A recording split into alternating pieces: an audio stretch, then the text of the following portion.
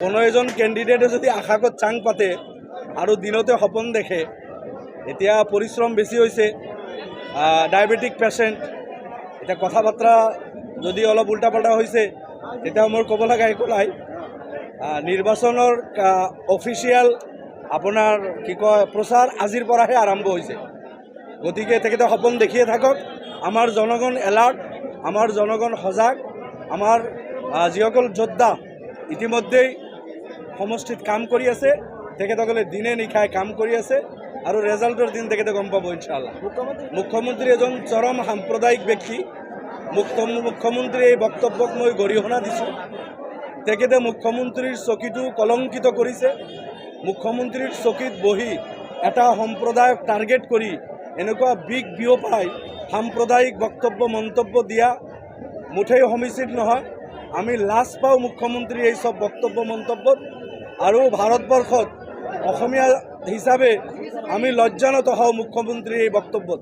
গতিকে মুখ্যমন্ত্ৰীক আহ্বান জনাইছোঁ, আপুনি ৰাজধৰ্ম পালন কৰক, সাম্প্ৰদায়িকতা পৰিহাৰ কৰক। আপুনি আমাৰ মাননীয় সভাপতি আজমল চাহাবৰ ডাঙৰ পুত্ৰ প্ৰাক্তন বিধায়ক আব্দুৰ ৰহমান চাহাব, তেখেতে YC চাহাবৰ লগত সাক্ষাৎ কৰি তেখেতক ইনভাইট কৰিছে আৰু YC চাহাব সময় দিব বুলি কৈছে, আৰু ঠিক তেনেকৈ যোগাযোগ এটা হৈছে।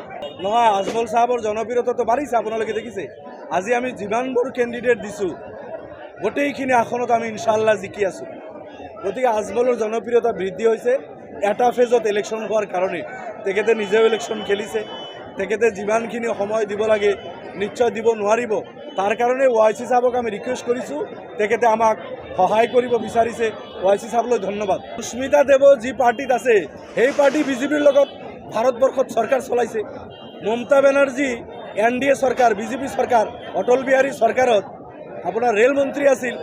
তো সুস্মিতা এজন শিক্ষিতা মহিলা, তেখেতে ইমান ভুল কথা কয়, এইটোতো আশ্চৰ্যজনক কথা, লাজ পাব লাগে।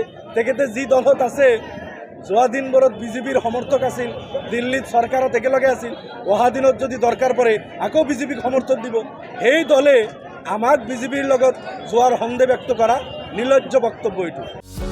যিকোনো খবৰৰ বাবে যোগাযোগ কৰক আমাৰ এই নম্বৰত 9181 307 2221।